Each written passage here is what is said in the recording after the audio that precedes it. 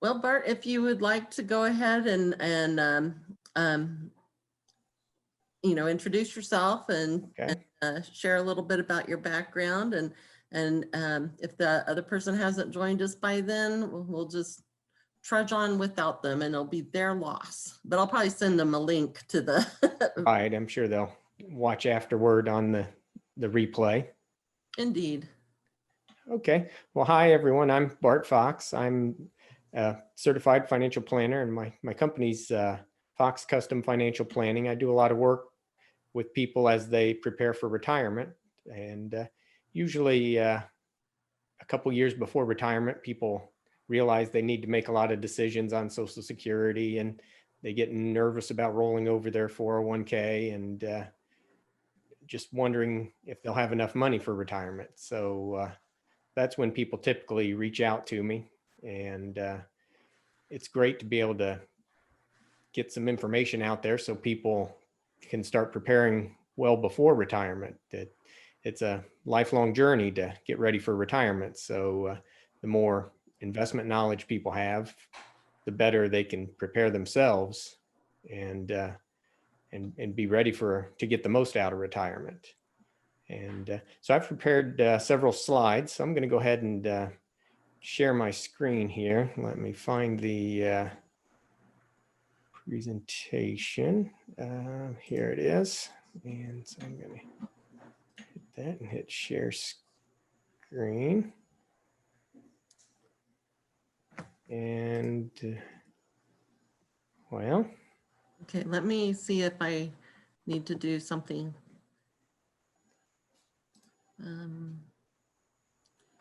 Remember there being something about putting the spotlight on you.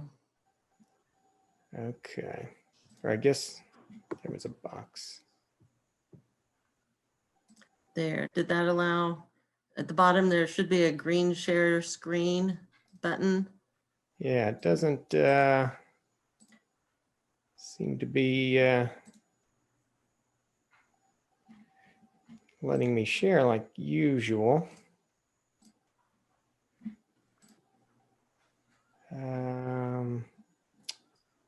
Well, See. wonder what that button does. Let me, oh, let's see if that works. Oh, wait. This is there. All right. Okay. It only took us a minute to do that, but there's our topic tonight. So you're thinking about retiring, and my company, we're not too far from the White River branch of the library. So I've had my own company now for 5 years, and did some work at Morgan Stanley a couple years before that, and took some time off to care for the children before that, and actually started in financial planning back in 1990 down in Columbus. So I have some experience working with some corporate executives when I did that. So been doing this for quite a while, and we'll go ahead and get started.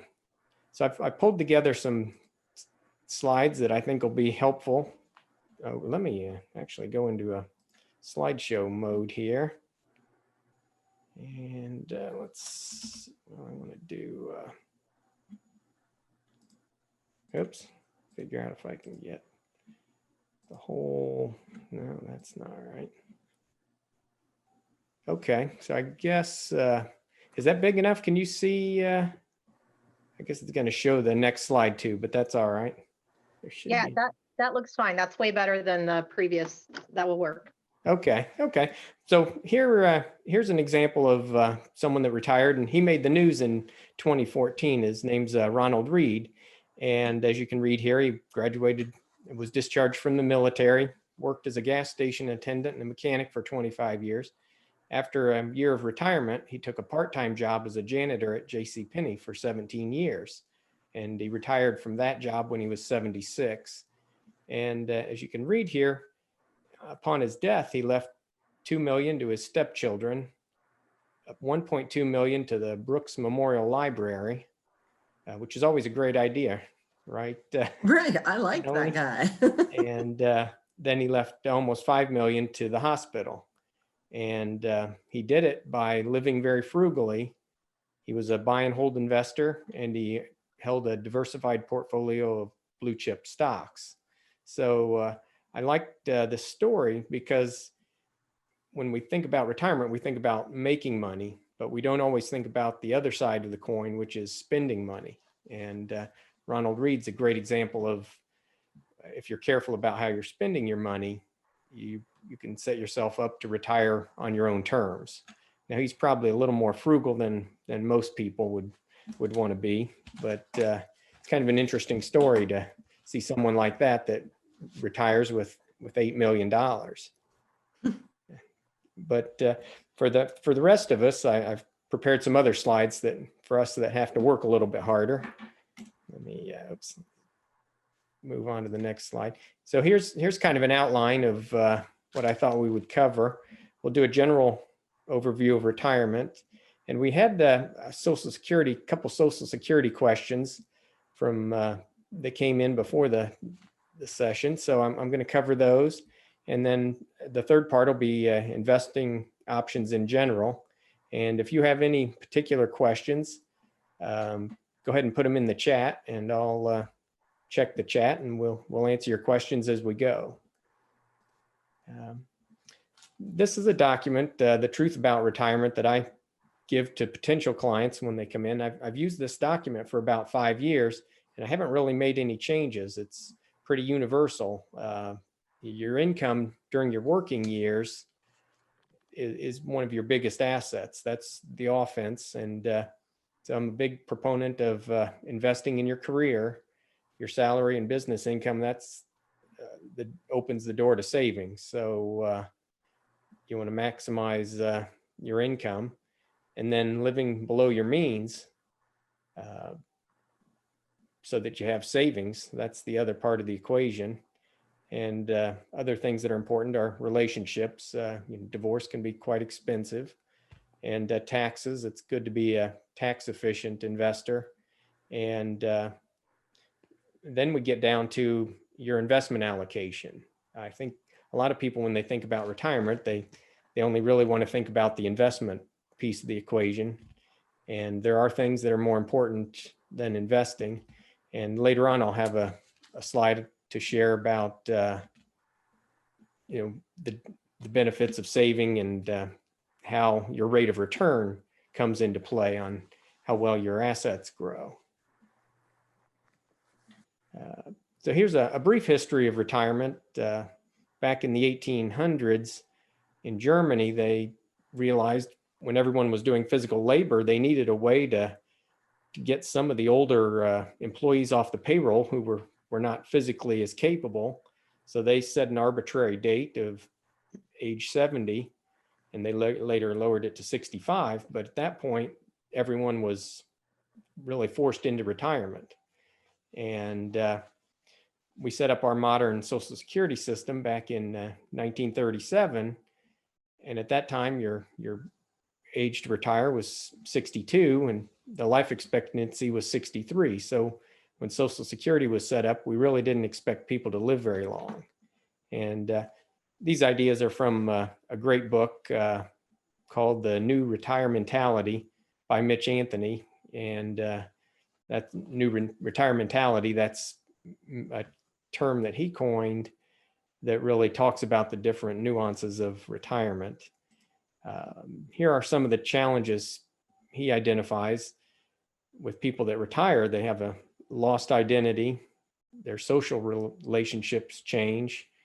There's a reduction in mental stimulation, and there are psychological issues with not getting a paycheck. You have extra time in the day, and it can lead to anxiety and depression, especially if you're not prepared for it. I threw another one in here, going from being a saver to being a spender. I see that quite a bit. People, especially people that are great savers, they get to retirement and they're not real sure they want to see their balances start to go down. But the whole point of saving is to spend and enjoy the money in retirement. one of the, a great resource is put out by JP Morgan. It's called their Guide to Retirement. So I've pulled a couple of my favorite slides from this guide. And if you like these slides, you can always go out and find the entire guide. But I thought I'd share a few of my favorite slides with everyone. And in this slide, we're looking at when you reach 65, there's a high likelihood that you're going to live till you're 75, 80, even 90 years old. So it's best to prepare. What we find is more and more people are working later in their life. So here in percentage of people, 33% between the ages of 65 and 74 are working now. And for those that are over age 75, about 12% are still working. And some of the reasons that people work in retirement, they want extra money to buy extra things, to make ends meet, to make up for a decline in their savings, and for insurance benefits. And some people, the wants that they keep them working are to stay active. They enjoy working, the job opportunity, and they want to try a new career. So those are some of the reasons people keep working. This is an interesting slide because while we're working, a lot of times we think, well, we expect that we'll work till we're 65 or so. And that's what 68% of the people think. But in actuality, people retire earlier than they think. The actual age people retire is 62. So if you don't make up and have a good savings program, you may find yourself short.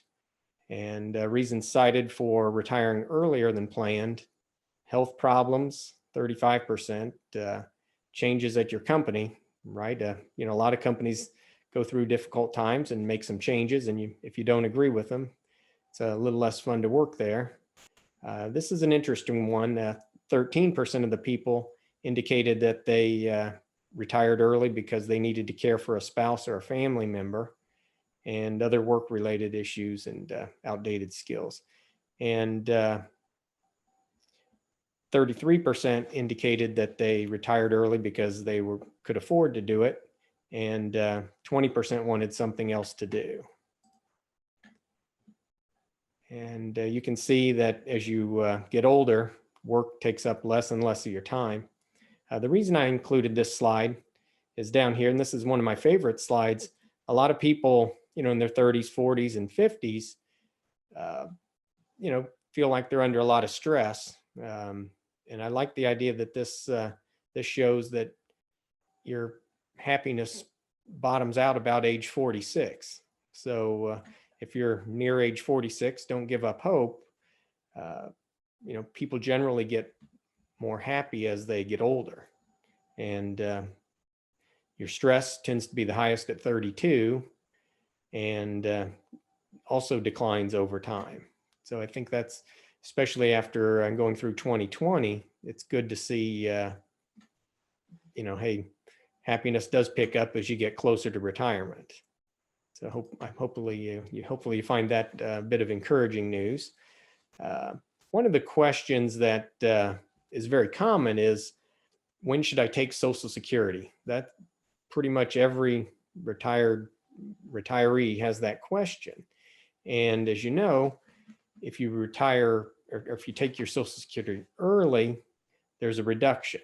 So people that are born in 1954 or earlier, their retirement age is 66. And if you were born in 1955, so if you're retiring now, your full retirement age is 66 in 2 months. So they pushed out your full retirement age by a couple of years. And so they've adjusted it so that every couple of years, every year later that you're born, your full retirement age. So people born after 1960 will reach their full retirement age at 67.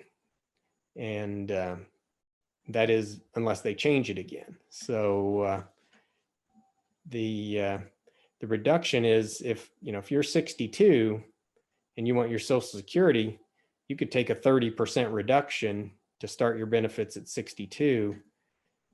Whereas if you waited until age 70, your benefit actually goes up. You earn delayed credits, and you could get a benefit that's 124% of your full retirement benefit. And so the real question, and this is a great slide because it shows if someone is 62 and they start taking their Social Security, at what age does the person that waits till full retirement catch up? And this shows us that it's around age 76. So the real question is, how healthy are you? And how healthy, if you're married, how healthy is your spouse?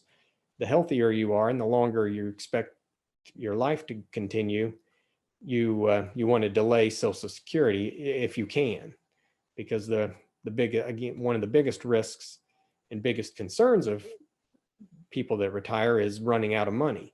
So the longer you can delay Social Security, the less likely you are to outlive your money, and the larger benefit. If you wait till 70, your benefit goes up to, in this example, $3,300 a month.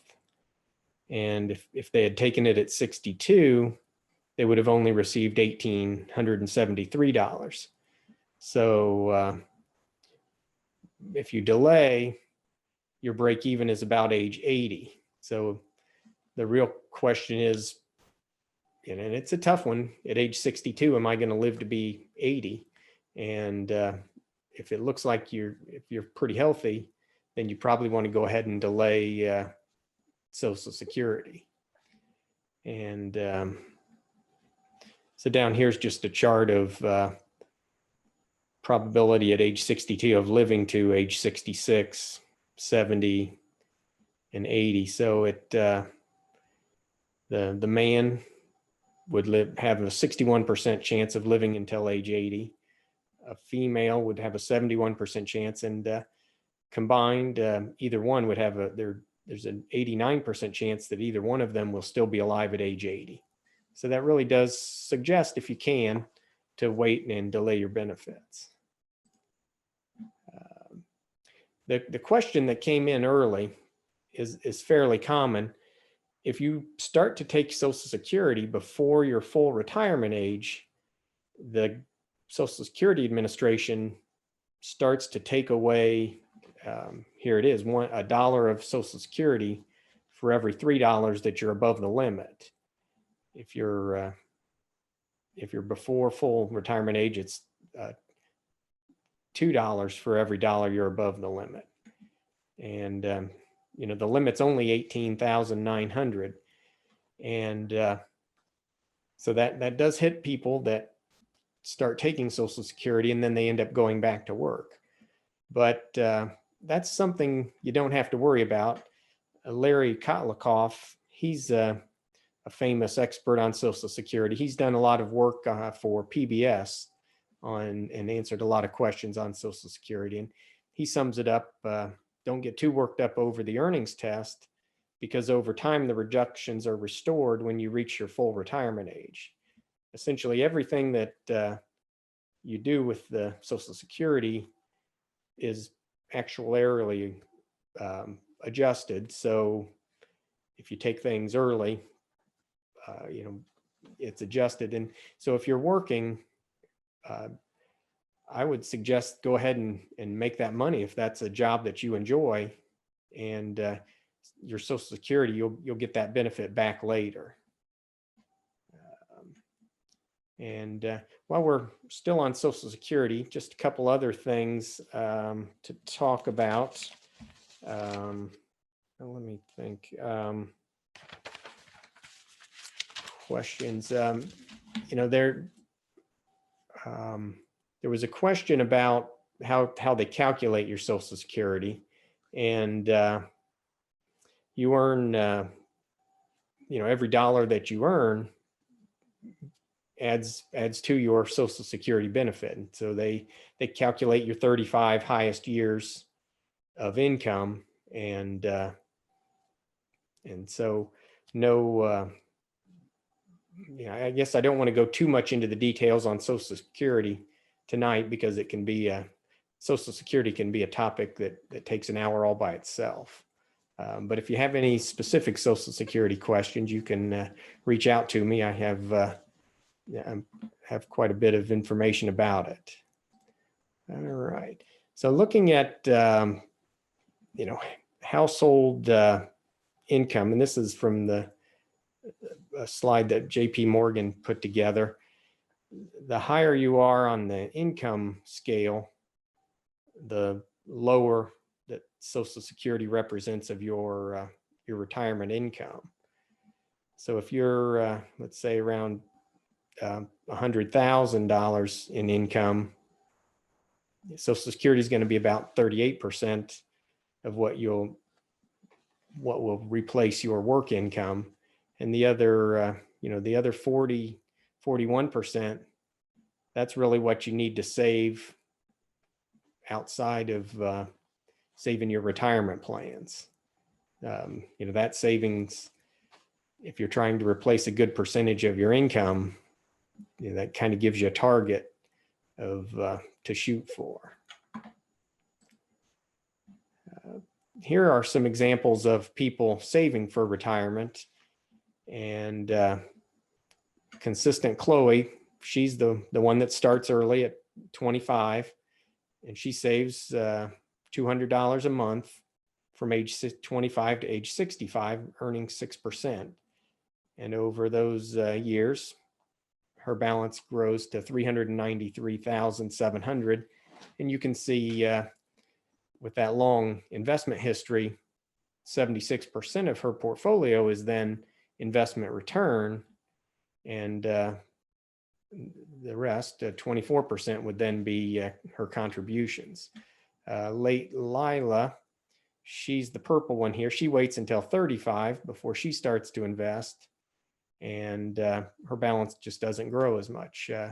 Quitter Quincy here starts at 25 and saves money until he's 35, and then he stops, and you can see his balance continues to grow. But it obviously doesn't keep up with Chloe. And then Nervous Noah, he starts saving early, but he's very nervous about the stock market, so he stays in cash and earning 2%. His balance only grows to $147,900. So this slide really just kind of shows the advantages of starting early and consistently saving. Another common question is, should I do a save in a Roth, or a Roth in your 401k, or a Roth IRA? And that can get kind of complicated, but I'm going to go ahead and skip to the next slide.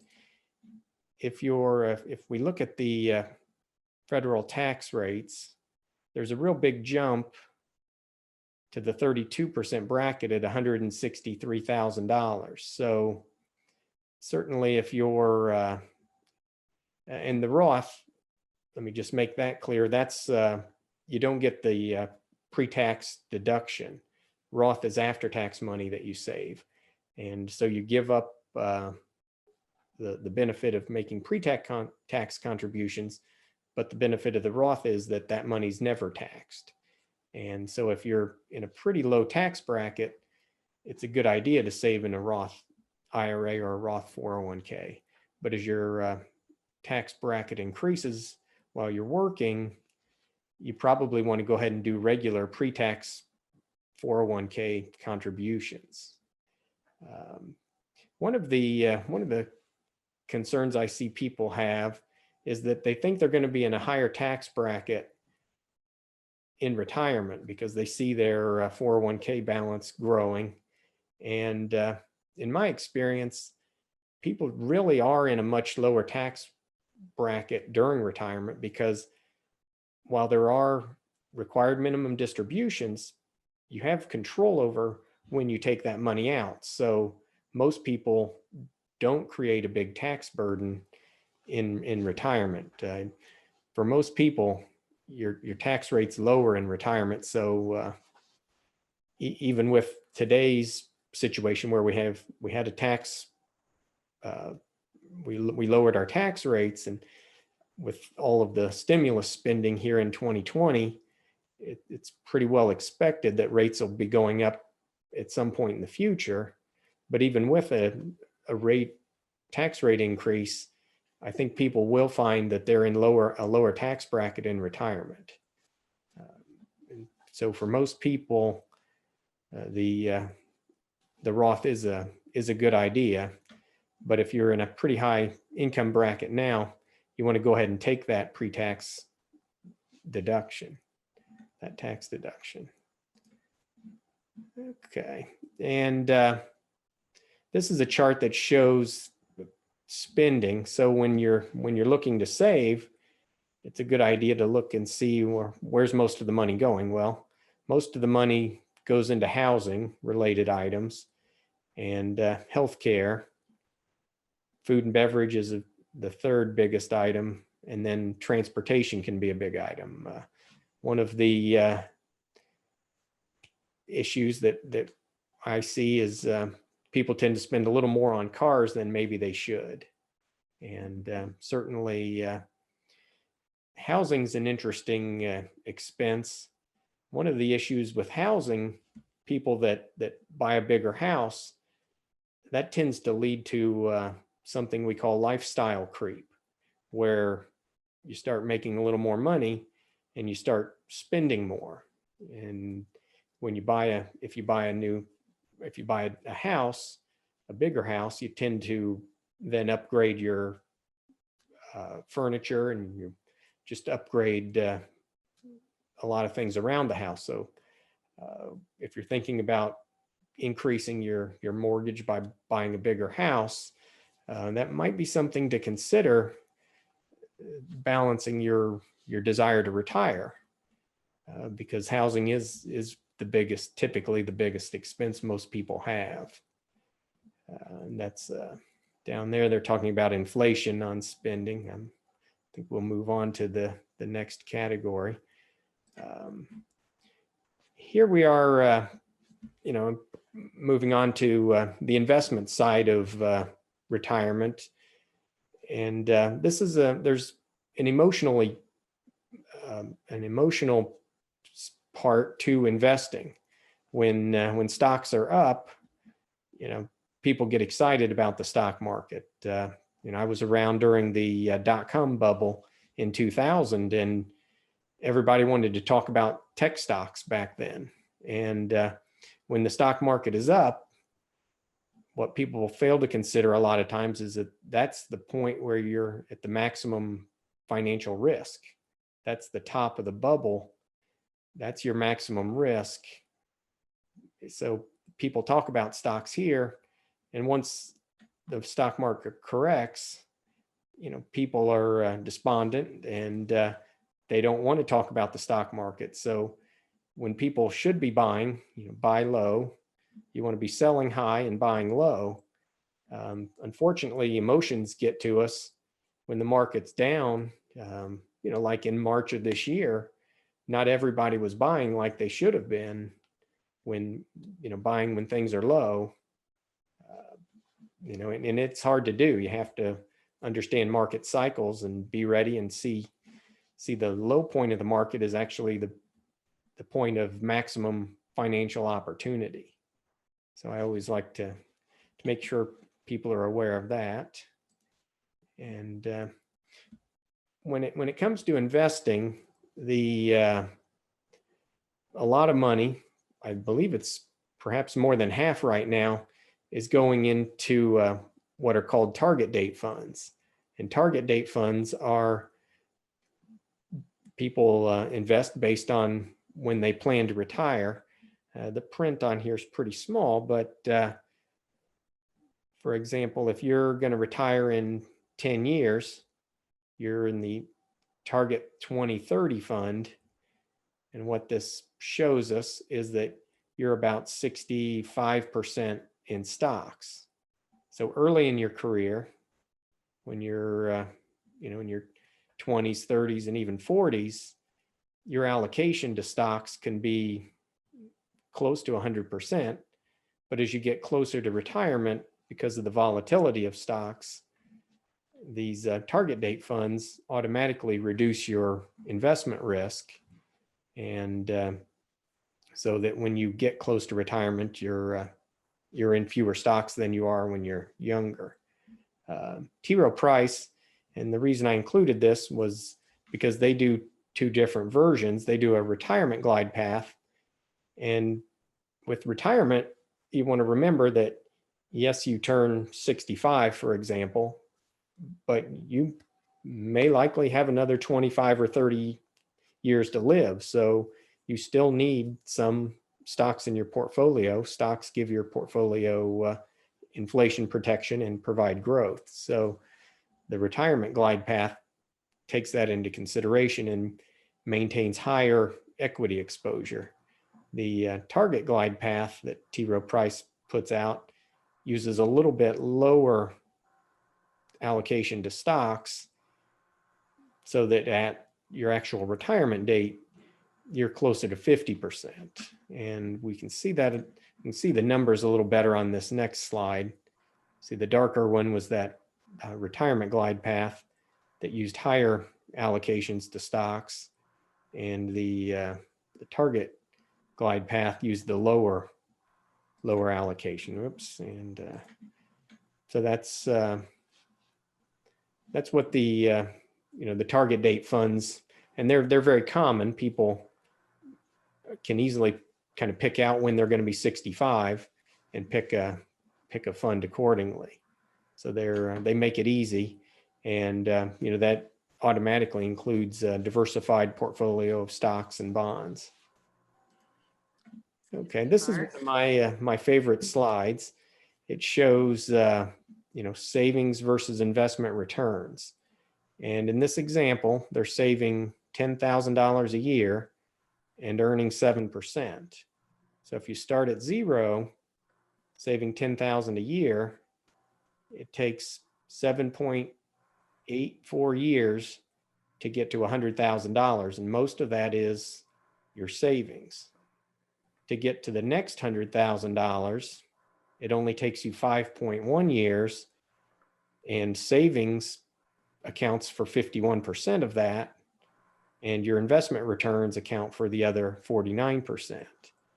And as you continue, the next $100,000 would take 4 years, almost 4 years, 3.78, and their savings only accounts for 38%, and your investment returns make up 62%. And as you go on out, this is 30 years to get to $1 million, but it's, there's a long, drag in the early years where you really don't see your portfolio going up. But if you stick with it, then the power of compounding kicks in, and that's how 401k balances and savings increase. So that's and I'll point out this 4pillarfreedom.com.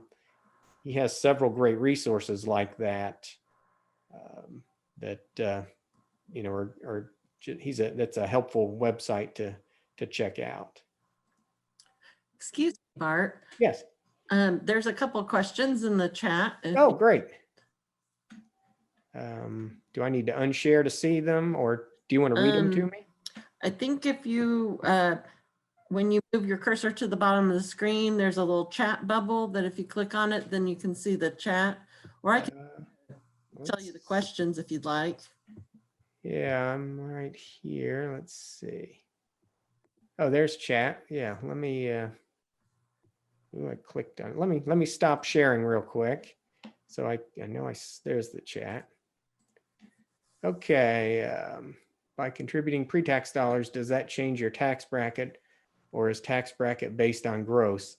That does potentially change your tax bracket if your in between brackets, you could potentially stay in a lower bracket by contributing pre-tax. Okay. And okay, so another question, I'm a little confused. What are housing non-mortgage expenses? Oh, I saw that when I put the slides together. I think that must be updates to maybe remodeling expenses on a house. So really kind of overall expenses you incur on a house.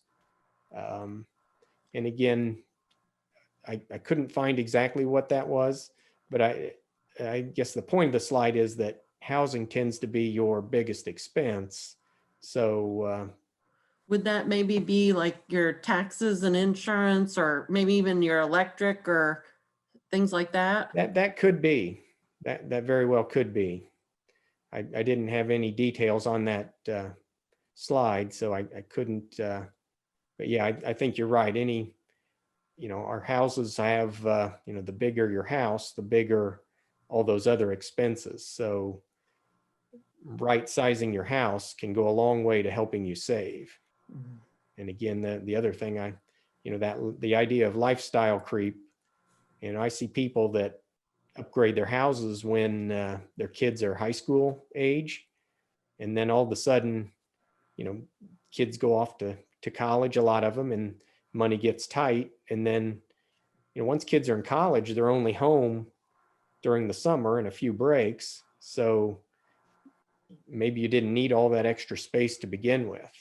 And so next thing you know, just 4 or 5 years after upgrading a house, they're looking to downsize so that they can put away more money for college or for retirement. So just a side note there on housing. If you can, right size your house, that can go a long way to helping you, have enough funds for retirement. Okay, thanks for pointing out those comments. I'm going to go ahead and jump back into the presentation. I think that's it there. Let's share. There we go. Okay, so you can see there the power of compounding, how, once you save that first, and maybe it's not 100, it certainly works if you're saving tens of thousands of dollars, getting that money in and then letting it compound makes a big difference. And our next slide, shows a lot of people get concerned about, and rightly so, downturns in the stock market. And this is a chart from 1900, and it just talks about all the, the roaring 20s, the Great Depression, World War II, Korean War. And so really one of the things to point out here is time is your friend. If you're in the stock market, you really only want to have money in the stock market that you don't need for at least 5 to 10 years. And then, over time, we've really only had one 10-year period. We call it the lost decade, which was really after the tech boom until after the great financial crisis. For about 10 years, the stock market didn't really go up. But aside from that, the stock market's been a great place to invest. This chart here, it does a great job of showing the average inter-year decline. So from the high to the low in any given year, average is about 14%. So if you're going to be in the stock market, one of the things that you have to think about is you have to be willing to accept that on average, you're going to see a 14% decline in your balance. I know, when you open up your quarterly 401k statement, it's no fun to see that it's down, but actually when the market's down, if you're a saver, that's okay because your future savings are going to go in at a lower rate. So the real concern is, well, what's the value when I'm retired? That's when you want that balance to really be up there.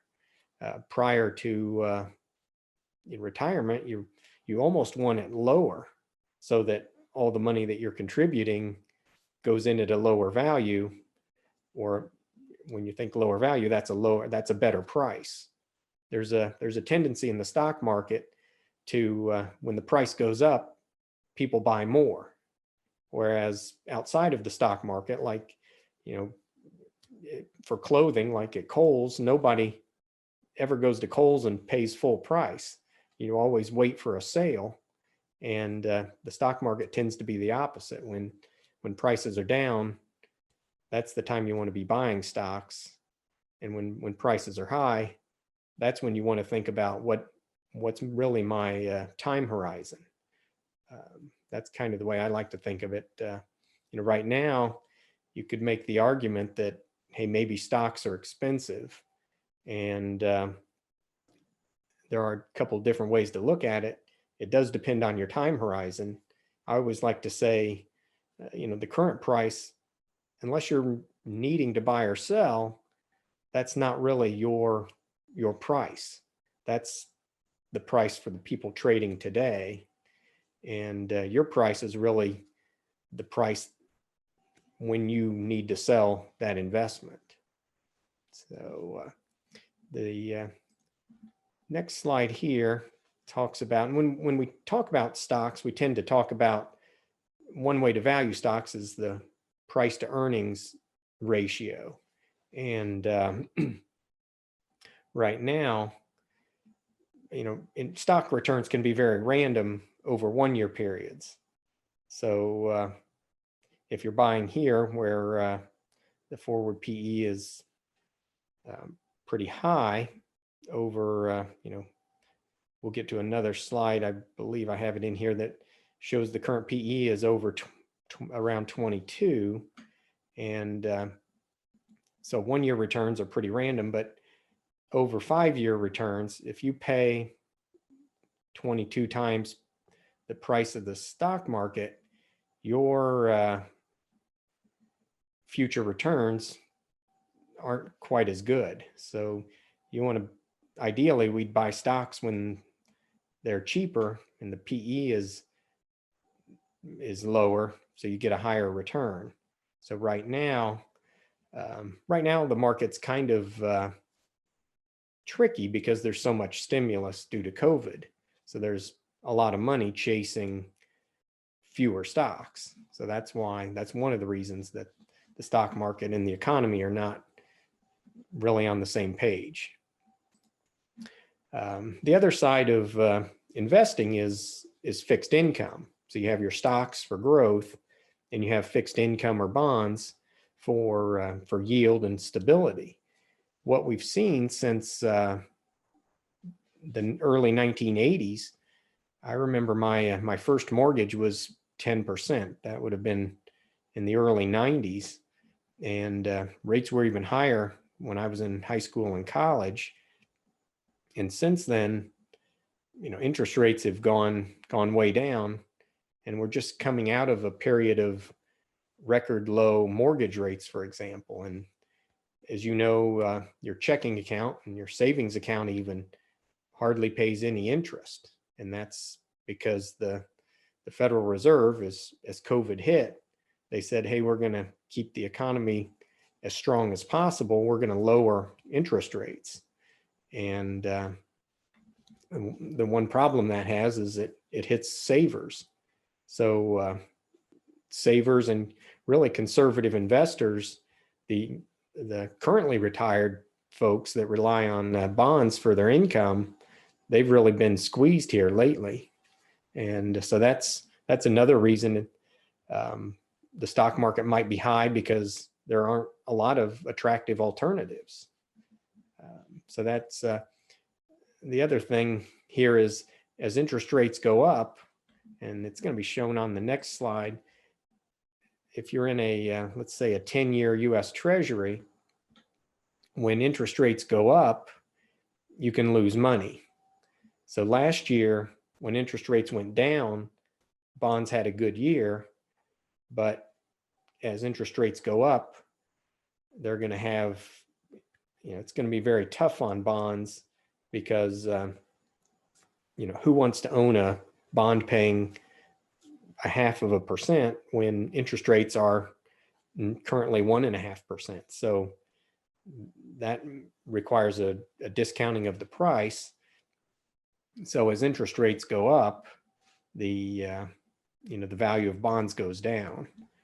And so that's what's being shown over here. And you can look here, 2-year treasuries and 5-year in 2020, they had amazing years, but the current yield on these bonds is only 0.13 on a 2-year and 0.36 on a 5-year. And the interest rate on these are treasury inflation protected securities, TIPS bonds, it's currently negative. And you say, well, why would anyone buy a bond with a negative interest rate? Well, the reason is you would expect lower interest rates, or you have no better place to put money. That's why what we see a lot of European countries have negative interest rates. And that's probably, I'm going to go ahead and move on because that can be a little complicated.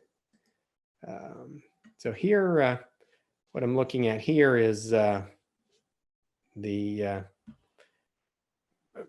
international stock markets compared to their historical averages. The average, this side here is emerging markets.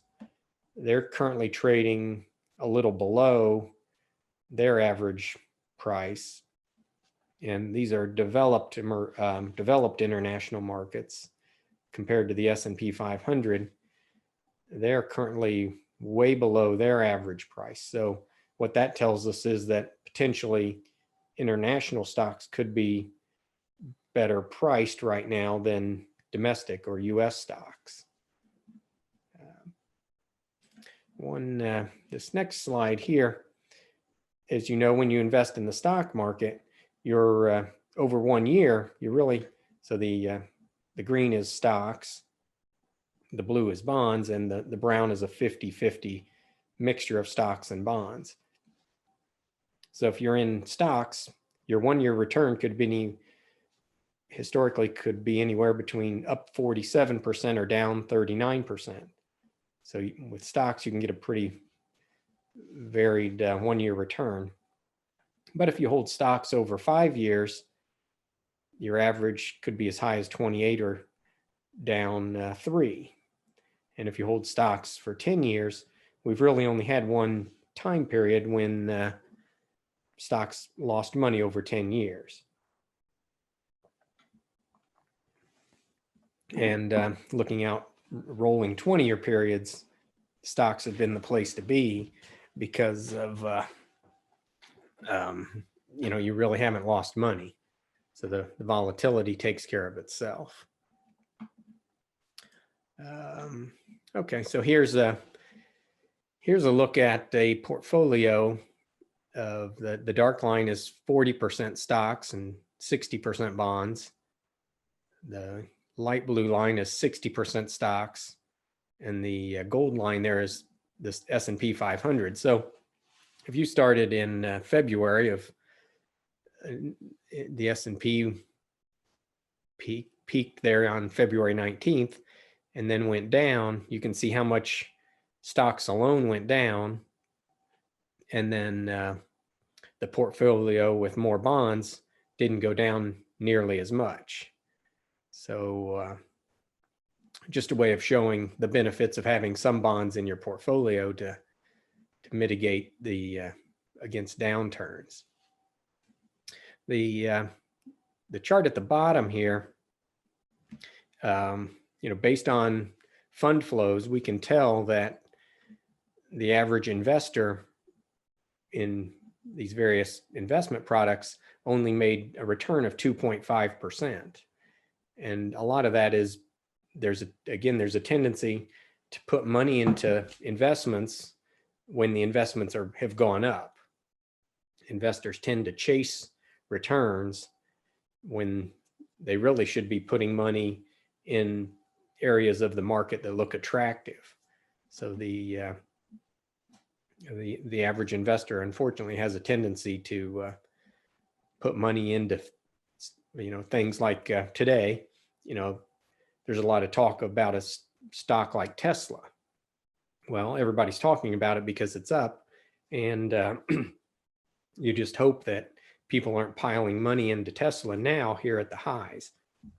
We don't know what Tesla is going to do in the future, but that would be a tendency for people to talk about Tesla and end up buying at the high. So I have one more slide here. Some great books on investing and retirement. The Psychology of Money, that's a new book. Came out in 2020, excuse me. So these are, highly recommended. In the next category here, concept books, excuse me. I'm starting to lose my voice. The Millionaire Next Door, the original book's probably 20 years old. His Thomas Stanley's daughter was really the one that wrote the newest version of the book. And there's a third book here, Winning the Loser's Game. All three of these books I put on there because I think they'd be great books to maybe check out at the library, because you can go through them. Some of the other books, you certainly could check them out at the library, and then they might be books that you might want to own. Some books are there's more packed into a book, and some of these others just kind of knowing the there's a couple key points, I guess, key takeaways, excuse me. And then another book that I recommend, and if you go back to what I recommended on how income plays a big part of getting ready for retirement, Atomic Habits, a lot of your investment performance comes down to your habits. And so that's a great book that I would recommend as well. So, well, that's it on the prepared slides. I'm going to go ahead and stop sharing, and I don't see any other questions in the chat. Does anybody have any other questions? I will interject if I may. Sure. The first three books that you mentioned that were on your list, I have here from the library, The Psychology of Money, and I have The Geometry of Wealth, and then the other one about the Retirementality. Right. We have that on order, and it should be coming in at any time. So okay. I will. I've been reading the Psychology of Money this year, and you read the whole book and you're outlining everything, and then you realize at the end he has a great summary. Excuse me. So if anybody's interested, they can let me know. I can send you a summary, and if you want to look at it or check it out at the library, certainly. But it's very valuable insights on money in general. Bart, I had a quick question. Yes. Like, is there a rule of thumb of roughly what percentage of your current expenditures you should plan on spending in retirement? Or are you going to spend 60% of what? I'm assuming you live similarly to, not again with the lifestyle creep.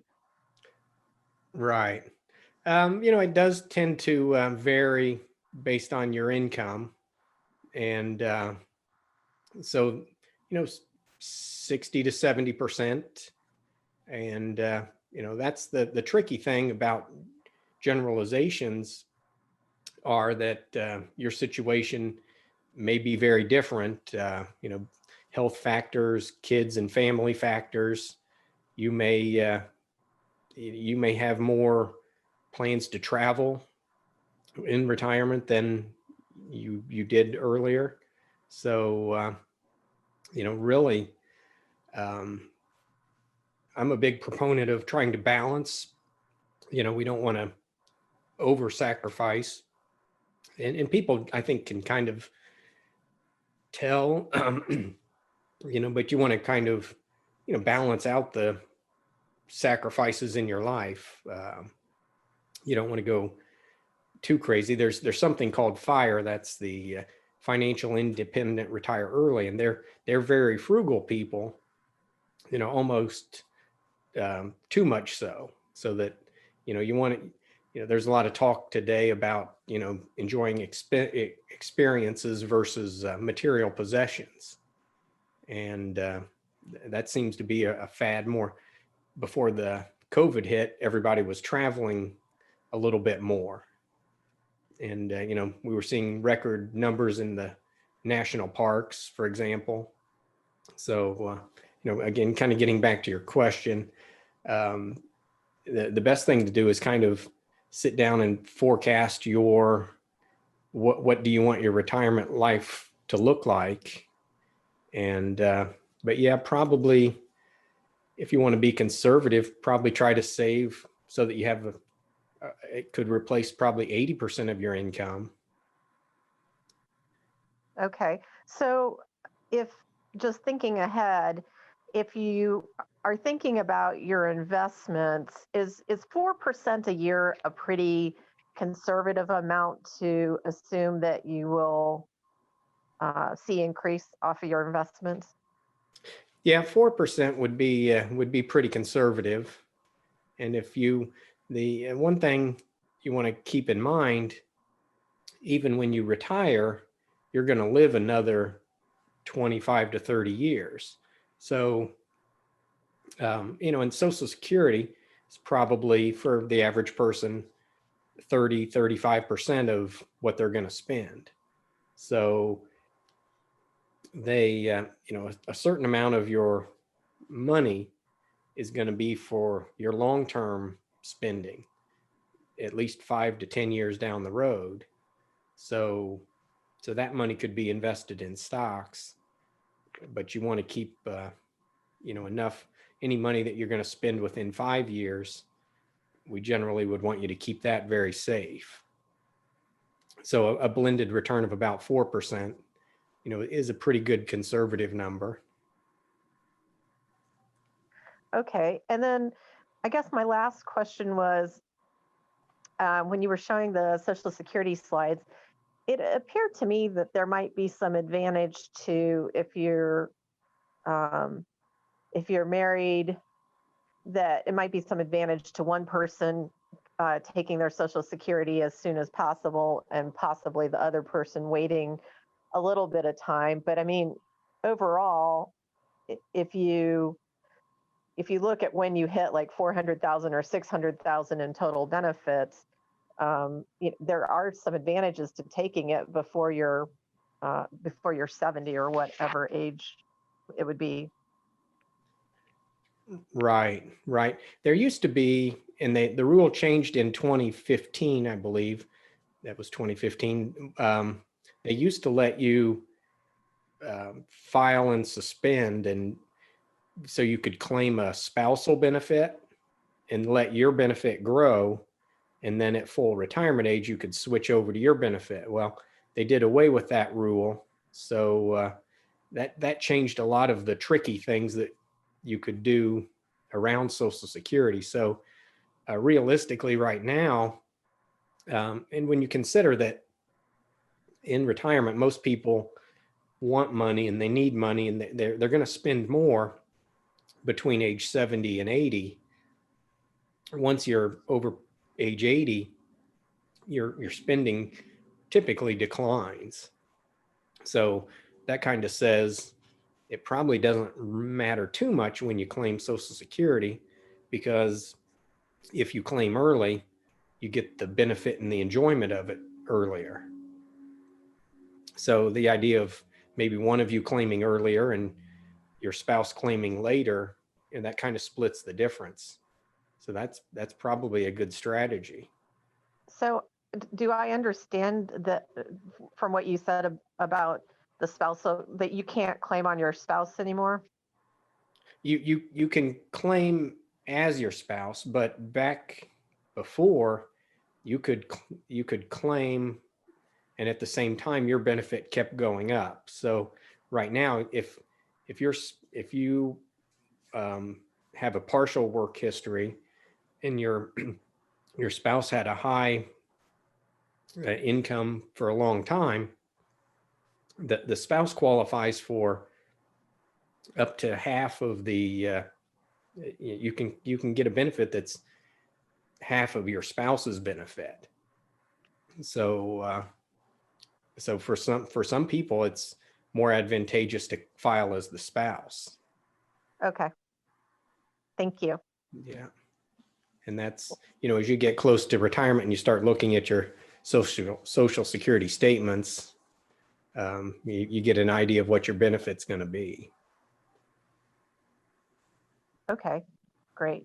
Well, hey, I really appreciate this. I know it's hard to present to an audience of 2 people, Sure. but I learned actually quite a bit, so I appreciate it. Okay. Well, watch for the, you might check out the YouTube replay. I'll post a few links there to some of the resources. Great. Knowing where to get more information can be a valuable tool. You may Absolutely. have more questions down the road. It's good to know where to get an answer. And you can always shoot me an email. I'm happy to answer questions that you might not think of tonight. So don't be afraid to ask other questions later. Thank you. I appreciate it. Great. Well, thanks for attending. And Melanie, thanks for organizing everything. You're welcome. Well, thank you very much for being willing to do this. And I do believe that we'll have more people hitting the YouTube recording, and we'll be able to benefit from this as well. This is Sure. a timely topic. Sure. And lots of ins and outs. So I would encourage people, even if you watch the replay, if something you have a question, my email's there at the beginning. So shoot me an email. I'm happy to help as much as I can.